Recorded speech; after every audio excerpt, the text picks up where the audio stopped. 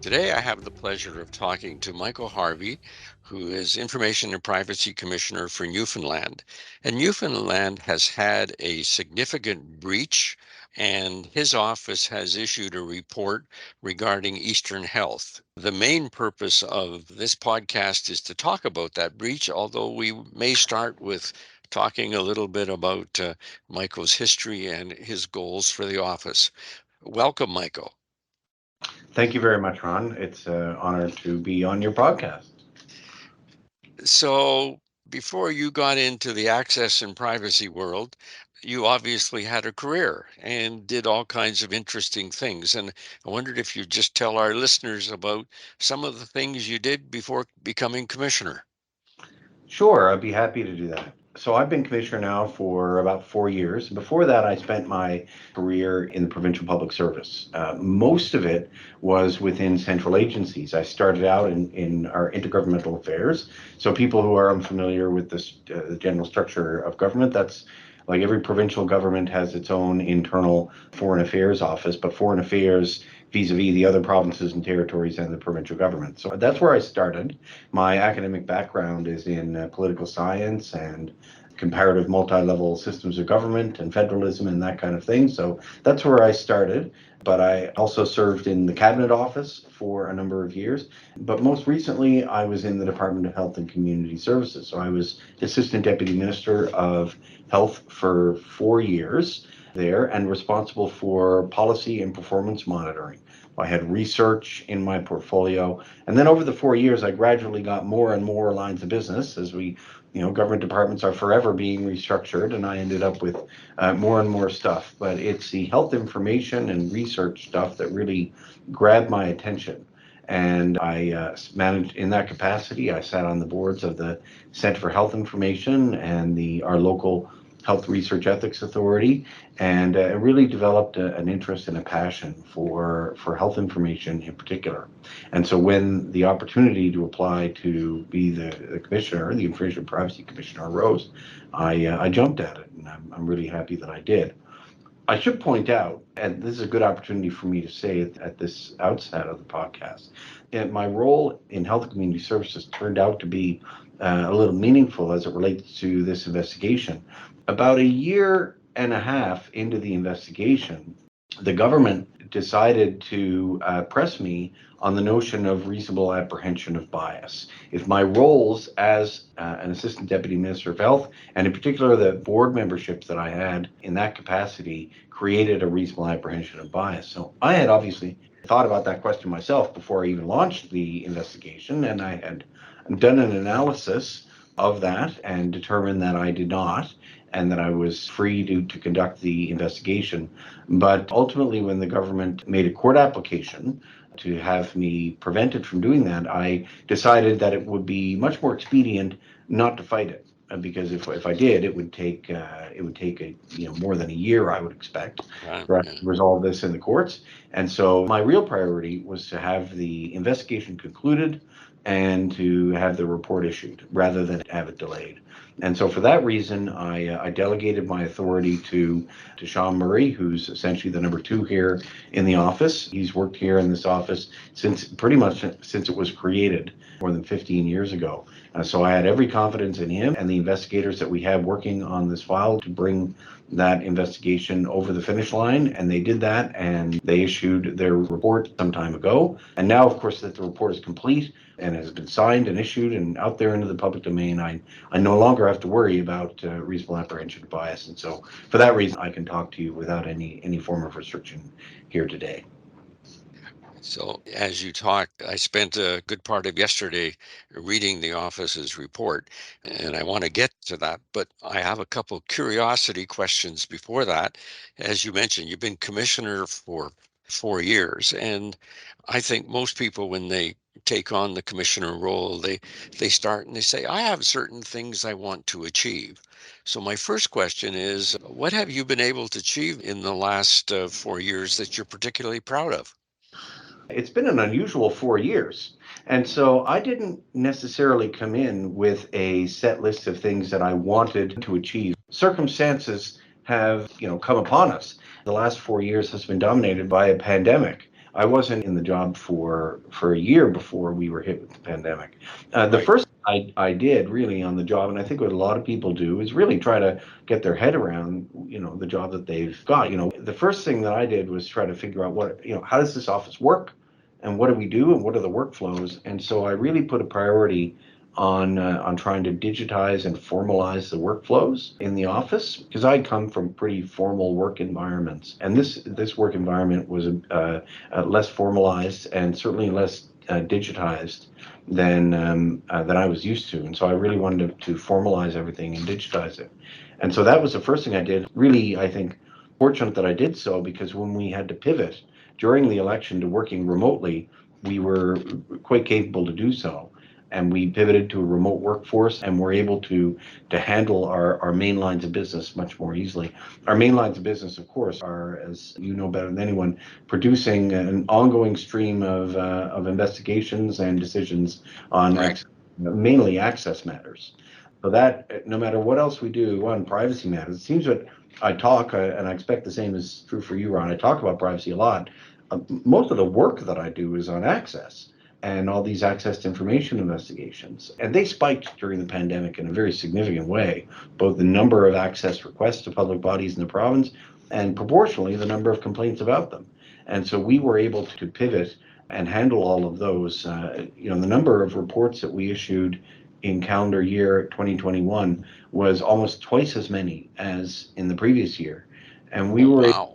to do that relatively smoothly, and in large part remotely, from our dining room tables and from our bedrooms and home offices, relatively smoothly. And I'm proud for the prep work that we did and for managing that, but very proud of all my staff for being able to do that. A couple of other highlights that I want to talk about are also during the pandemic, we as commissioners acted together collaboratively in a number of ways. I think that may be one of the things I'll end up being most proud about, is how I work collaboratively with commissioners, and I hope Agreed. Hmm. contribute to the increased collaboration of commissioners. Like I said before, I started in intergovernmental affairs, so the idea of working with an intergovernmental table is second nature to me. That's just how I think. And particularly coming from a small jurisdiction, I'm Hmm. always thinking about how do I punch above my weight? How does little Newfoundland and Labrador leverage the resources of all of our counterparts elsewhere, so that together we can be more than the sum of our parts? This was really important during the pandemic, because there were a couple of topics that we tackled together that I Yes. think made a real difference. The first one, early in the pandemic, we were, I think, legitimately afraid that we might, because we didn't know how bad this pandemic was going to be, and if we might be at the top of a slippery slope of a pretty dystopian outcome with broad state surveillance. And we started to see apps emerge. The app that eventually did emerge was called COVID Alert, but the apps that we started to see in certain countries around the world were tracking people to see where they went, to try to get some data on surveillance and try to give people an alert if they've been in contact with anyone with COVID. And some of the early apps that we saw were collecting information, personal information about people, to try to achieve that outcome. And I think we were concerned about, well, geez, where is this heading? In terms of broad state surveillance, where could it end? And at the same time, there were these apps emerging that were very cleverly designed to do the same thing, but without collecting any personal information. And we decided as a group to kind of come out and publicize our privacy principles, publicize our concern, but then also recognize the real policy imperative and say, why don't you if you're going to do this, do it this way. And we were listened to.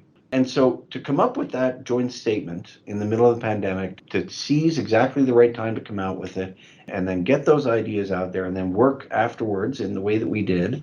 And we divided our labor to a certain extent. Some of us entered into working groups, and we all individually worked with our governments. Now, I think it really showed our capacity to make a difference, and I think it did. Now, I think we all had our doubts at the beginning of whether these apps were going to work. And I think ultimately they didn't, but that is what it was.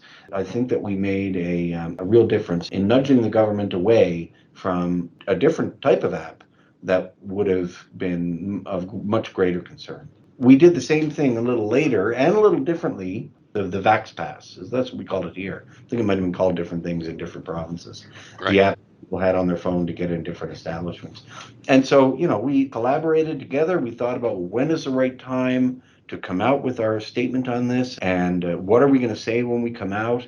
If anything, this was a bit of a greater concern because this app did collect personal information, and we had our concerns about it. But I think it just shows how we could collaborate together, and when we came out with statements we could make a real difference. So I'm very proud of the role that I and my office played in that, and that we together, Yes. we all did in contributing. And then I was, after that was all over in 2022, I was really thrilled to be able to welcome you, Ron, and all of our colleagues here to St. John's to have our annual FPT meeting. And we did a lot of work in the run up to that, but we also established monthly meetings at which we talked about all manner of things.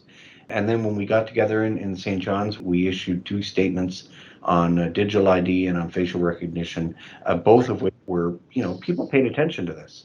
And I Mhm. think these things make a difference. So I think I'm really proud of all of that. And I think it's really in the spirit of public service. I'm happy that the things I'm most proud about are the things I've done together with other people, like you as a colleague. Well, that's great. And I'm glad you mentioned hosting the commissioners last fall. That was a great conference. And the fact that we passed two resolutions, I think, was significant. At least I thought it was, in terms of, I think in the past, the commissioners maybe did one, but we did two. So that was great. So the next part, you'll get the sense that I'm a little bit goals oriented. You have X amount of years left in your term, and before your term is up, and I'm not sure whether renewal is possible, what things would you like to achieve in your office before you hang up the cleats or move on to something else?